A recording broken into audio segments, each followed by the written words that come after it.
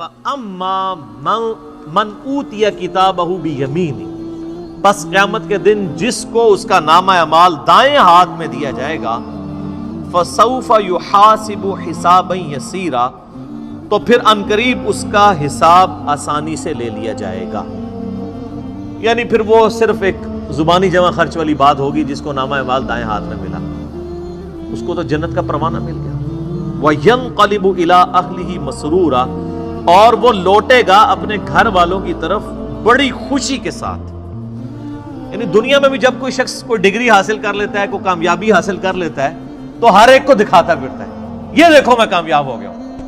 تو قیامت والے دن بھی ظاہر ہے کہ وہ الٹیمیٹلی سب سے بڑی ڈگری تو وہ ہے نا، اصل کامیاب ہوا جو آخرت میں کامیاب ہوا. دنیا میں چاہے کوئی شخص گمنامی کی موت مر گیا کسی فٹ پاتھ کے کنارے، اس کو لاوارث لاش کے طور پہ بغیر کفن کے بھی دفنا دیا گیا، تو قبر میں اسے جنتی کفن مل جائے گا. اینڈ رزلٹ تو اس کا بہترین ہے. اور دنیا میں کسی ٹھاٹ کی زندگی کسی نے گزاری، مرنے کے بعد چاہے اس کی قبر جو ہے وہ سونے کی بھی بنا دی جائے، اس کے اندر جو اس پہ حالات وارد ہونے ہیں وہ تو کوئی نہیں بدل سکتا. تو وہ شخص بڑی خوشی کے ساتھ اپنے گھر والوں کی طرف لوٹے گا اور فخر سے بتائے گا، یہ دیکھو میں آج کے دن کے لیے تیاری کر رہا تھا، میں کامیاب ہو گیا. اسی کو سپورٹیو ایک 2-3 احادیث ہیں صحیح مسلم کے اندر.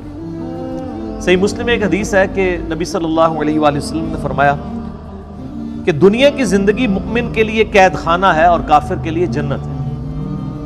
قید خانے میں انسان اپنی مرضی کی زندگی نہیں گزار سکتا، کھانے پینے کی پرابلم بھی رہتی ہے، فاقے بھی آتے ہیں، مرضی کا کھانا بھی نہیں ملتا.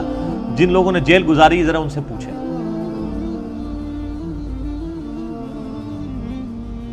اور کافر اپنی مرضی کی زندگی گزارتا ہے، اس لیے اس نے دنیا کو جنت بنایا. اور ایک اور حدیث ہے صحیح مسلم میں کہ دنیا اور آخرت کی مثال ایسے ہے جیسے کوئی شخص اپنی انگلی سمندر میں ڈبوئے، اس کے ساتھ جو پانی لگے گا وہ دنیا کی زندگی ہے، اور سمندر انفینٹ نہ ختم ہونے والی آخرت کی زندگی. کمپیریزن ہی کوئی نہیں ہے دونوں کا. اب کوئی آخرت میں کامیاب ہوتا ہے تو وہ تو ہمیشہ کی کامیابی اس کا مقدر ہوئی ہوئی ہے نا. میں آپ سے اگر پوچھوں کہ 1 ارب اور 1 روپیہ، کسی کے پاس 1 ارب روپیہ ہو اور کسی کے پاس 1 ارب 1 روپیہ ہو، تو اس میں تو کوئی فرق نہیں ہے، کیونکہ 1 روپیہ ارب سے اوپر ہونا یہ تو نیگلیجیبل ہے. تو کتنا بے وقوف ہے وہ شخص، وہ 1 روپیہ بچانے کی خاطر ارب روپیہ اپنا ضائع کرتا ہے. اور کتنا عقل مند ہے وہ شخص جو 1 روپے کی قربانی کر کے 1 ارب روپیہ بچا لے. یعنی دنیا کی زندگی خدا کو دے کے ہمیشہ کی جنت کما لے، جو سورہ توبہ میں آیا کہ ہم نے مومنین کی جانیں اور مال جنت کے بدلے میں خرید لیے.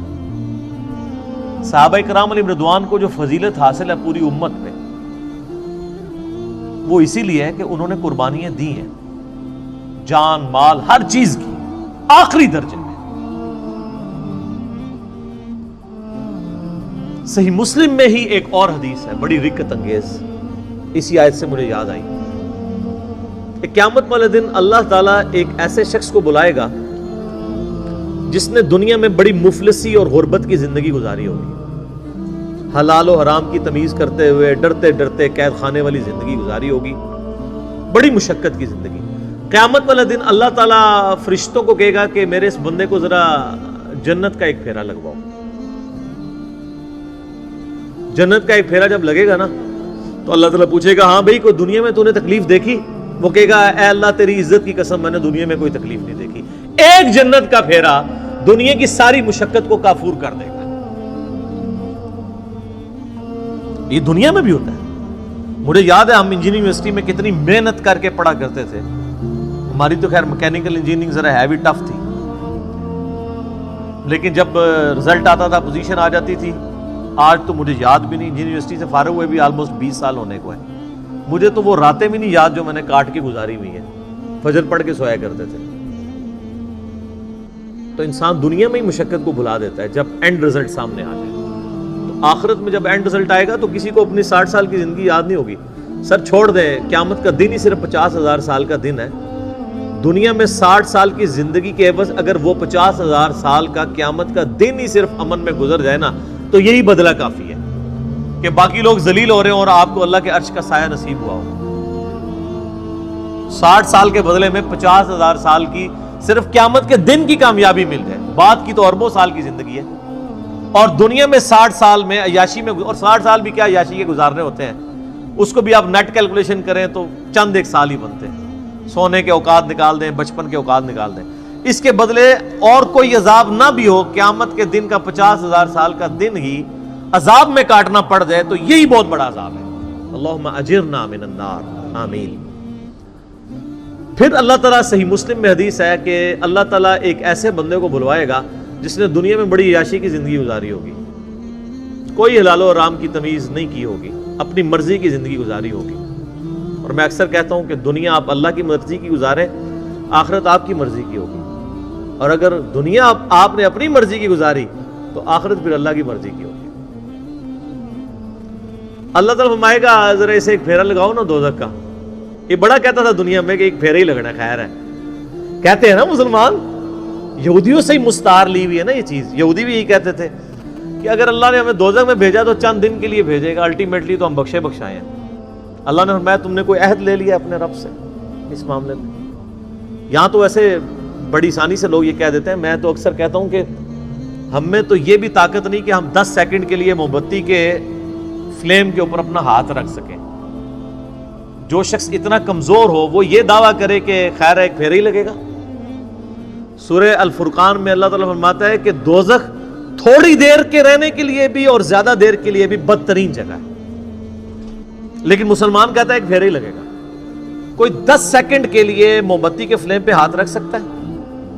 بخاری مسلم کے الفاظ ہیں، نبی علیہ السلام فرمایا کہ آخرت کی آگ دنیا کی آگ سے 70 گنا زیادہ تیز ہے، اس آگ میں صرف 10 سیکنڈ کے لیے ہاتھ نہیں رکھا جانا، پتہ نہیں کتنے عرصے کے لیے پھینکا جانا ہے، اور آپ کہتے ہیں ایک پھیرا ہی لگے گا۔ ہم دنیا میں اس سے بھی آسان مثال دیتے ہیں، اگر کوئی شخص کہتا نا ایک پھیرے سے کیا فرق پڑتا ہے، اسے کہیں کہ ہم آپ کو ایک فجر کی نماز چھوڑنے پہ صرف ایک پھیرا لگاتے ہیں، فجر سے لے کے زور تک کا، ایک ایسے کمرے میں جو کمرے کا سائز ہوگا 10 فٹ بائی 10 فٹ، اس میں 100 کوبرا سانپ ہوں گے، 100 بچھو ہوں گے، 100 اژدہا ہوں گے، بس ایک ہی پھیرا لگنا ہے فجر سے زور تک۔ تو تصور سے انسان کو لگ پتا جاتا ہے۔ تو اس کا مطلب یہ ہے آخرت، چونکہ دنیا نقد ہے فوراً بندے کو خوف آتا ہے، آخرت ادھار ہے، انسان کہتا ہے نہیں خیر دیکھی جائے گی، چھاٹ ہی دے گا، کچھ بھی ہے اللہ تیرے محبوب کی امت سے، بولے اعوذ باللہ تعالی۔ تو اللہ تعالیٰ، صحیح مسلم کے الفاظ ہیں، اس جو بندہ کہتا تھا نا دنیا میں خیر ایک پھیرا ہی لگے گا، اللہ تعالیٰ کہے گا ذرا اس کو ایک پھیرا لگواؤ نا دوزخ کا، بڑی عیاشی کی اس نے دنیا میں۔ جب دوزخ کا ایک پھیرا لگے گا تو اللہ تعالیٰ پوچھے گا ہاں بھائی کوئی دنیا میں خیر دیکھی تو نے؟ کہ اللہ، وہ کہے گا اللہ تیری عزت کی قسم میں نے دنیا میں کوئی خیر نہیں دیکھی۔ دنیا کی ساری عیاشی دوزخ کے ایک پھیرے سے کافور ہو جائے گی، صرف پھیرا، ابھی تو پرماننٹلی جو اس نے جانا ہے وہ علیحدہ معاملہ ہے۔ تو یہاں کس طرح لوگ کہہ دیتے ہیں؟ اب اس پورے تناظر میں اس آیت کو اگر آپ سمجھیں کہ جسے دائیں ہاتھ میں نامہ اعمال دیا جائے گا اس کا حساب آسانی سے لیا جائے گا اور وہ بڑی خوشی کی حالت میں اپنے گھر والوں کی طرف لوٹے گا۔ وَأَمَّا مَنْ أُوتِيَ كِتَابَهُ وَرَاءَ ظَهْرِهِ، اور جسے اس کا نامہ اعمال اس کی پشت کے پیچھے سے دیا جائے گا، الٹے ہاتھ میں دیا جائے گا، الٹے ہاتھ میں اور پشت کے پیچھے سے۔ پشت کے پیچھے سے اس لیے دیا جائے گا اس کو کہ جب اس کا نامہ اعمال اس کے الٹے ہاتھ میں پکڑایا جائے گا نا تو اس کو پتہ چل جائے گا میں فیل ہو گیا ہوں، تو وہ اپنا ہاتھ ہی پیچھے کر لے گا۔ یہ تو دنیا تو نہیں ہے نا کہ آپ دھوکہ دے لیں، بچ جائیں۔ دنیا میں تو ٹرین پہ بغیر ٹکٹ کے جو لوگ سفر کر رہے ہوتے ہیں، اگر ٹی ٹی آ جائے تو ایک کمرے سے دوسرے میں چلے جاتے ہیں، یہی کرتے ہیں نا، یا باتھ روم میں جا کے چھپ جاتے ہیں ٹکٹ نہ خریدنے کے لیے۔ تو سر یہ تو اللہ سے کون بچ سکتا ہے؟ کوئی نہیں بچ سکتا۔ تو الٹے ہاتھ میں اسے نامہ اعمال جب اس کے الٹے ہاتھ کی طرف بڑھایا جائے گا نا، وہ کہے گا لو جی مارا گیا، تو اپنا ہاتھ پیچھے کر لے گا، تو پیچھے سے اس کو پکڑا دیا جائے گا۔ وہ تو فرشتے ہیں نا جی۔ اللہم اجرنا من النار، آمین۔ اللہ تعالیٰ ہمیں نامہ اعمال دائیں ہاتھ میں نصیب فرمائے اور بغیر حساب و کتاب میں جنت میں داخلہ عطا فرمائے، آمین۔ فسوف يدعو ثبورا، وہ چلائے گا اور کہے گا ہائے میری موت، ہائے میری موت. پھر وہ موت پکارے گا کہ موت آئے تو جان چھوٹ جائے. وَيَصْلَى سَعِيرًا، اور اسے بھڑکتی ہوئی آگ میں داخل کیا جائے گا. إِنَّهُ كَانَ فِي أَهْلِهِ مَسْرُورًا، بے شک یہ دنیا میں اپنے گھر والوں میں تو بڑا خوش رہتا تھا. اچھا اس میں امپلائڈ ہے کہ جو دوسرا ہے نا وہ گھر والوں میں خوش کوئی نہیں تھا. جو جنتی ہے وہ گھر میں نہ خوش ہی تھا. تبھی تو وہ گھر والوں کو جا کے بتائے گا نا کہ دنیا میں تو تم نے مجھے بڑا تنگ کیا ہے، دیکھ لو آج میں پاس ہو گیا ہوں. ورنہ تو وہاں بھی آتا کہ وہ دنیا میں بھی بڑا خوش تھا گھر والوں سے. جو دوستی ہے نا اس کا ذکر ہے کہ وہ گھر میں خوش تھا دنیا میں، اور اب گھر والوں کے آگے جا کے روئے گا کہ تمہاری وجہ سے میں نے حلال اور حرام کی تمیز گنوا دی، آج دیکھو میں مارا گیا ہوں. لیکن اس وقت رونے پیٹنے سے فائدہ کوئی نہیں ہونا. وہی اولاد جس کے لیے اس نے دنیا میں مشقت اٹھائی تھی اور دنیا میں عیاشی کی زندگی ان کو گزارنے کے لیے خود حرام کی کو جو ہے وہ کمایا تھا، مارا جائے گا. اب دیکھ لیں اللہ تعالیٰ مارا کہ وہ دنیا میں بڑا خوش تھا اپنے اہل و عیال کے اندر. یہ حقیقت بات ہے. جو دین کے راستے پہ چلے نا جی سر، دنیا اس کی پھر آسان نہیں ہوتی، ورنہ انبیاء کرام علیہ السلام کی دنیا آسان ہو جاتی ہے. تو اللہ تعالیٰ ماتا ہے کہ یہ دنیا میں بڑا عیاشی میں تھا. اِنَّهُ ظَنَّ أَن لَّن يَحُورَ، وہ تو دنیا میں خیال کرتا تھا اسے لوٹ کے گویا اللہ کے پاس آنا ہی نہیں ہے. واقعی ہمارے مسلمانوں کی اکثریت بھی ایسی زندگی گزاری ہے گویا کہ اللہ کے سامنے پیش ہی نہیں ہونا. بلے شاہ سا مرنا، نہ ہی گور پیا کوئی اور. کتنے جنازے اٹھاتے ہیں یہ کبھی تصور ہی نہیں آتا. حسن بصری فرماتے ہیں رحمہ اللہ تعالی، تابعی ہیں، حضرت سیدنا حسن ابن علی کے شاگرد بھی ہیں. وہ کہتے ہیں کہ میں نے صحابہ اکرام کا زمانہ ایسا پایا کہ میت جب اٹھتی تھی نا تو ہر شخص ہی رو رہا ہوتا تھا. نئے آنے والے بندے کے لیے مشکل ہوتا تھا کہ میں تعزیت کس سے کروں، کہ ان میں سے کون ہے بندہ جس کا رشتہ دار مرا ہوا ہے. ہر بندہ ہی رو رہا ہوتا تھا، اس لیے کہ وہ اپنی قبر کو یاد کر رہا ہوتا تھا. تو نئے بندے کے لیے تعزیت کرنا مشکل ہو جاتی تھی کہ مریا کی دعوی چوں، سارے ہی رو رہے ہوتے تھے.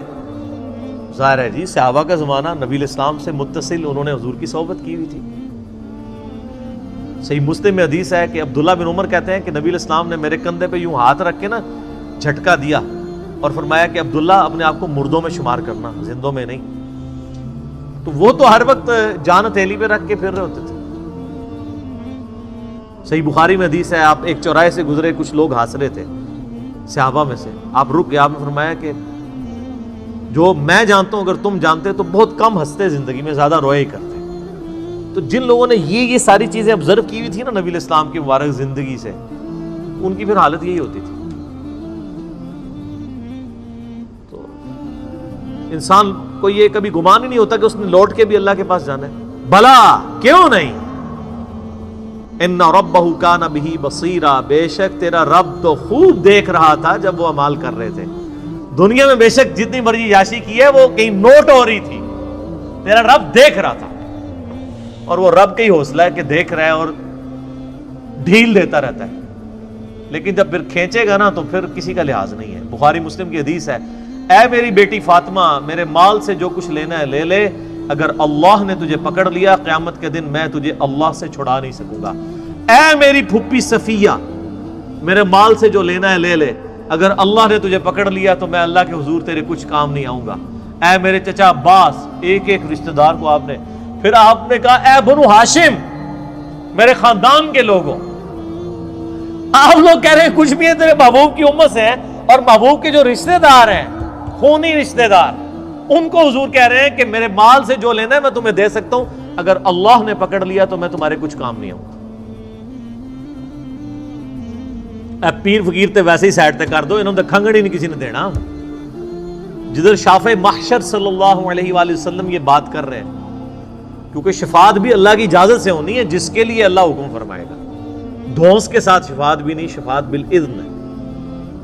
تو باقی کس کھاتے میں ہے کہ جی میں اس وقت تک جنت میں نہیں جاؤں گا جب تک سارے مرید نہ جنت میں لے جاؤں. اور تنو آپ کسی نے وڑن دینا ہے؟ انی وڈی گلاں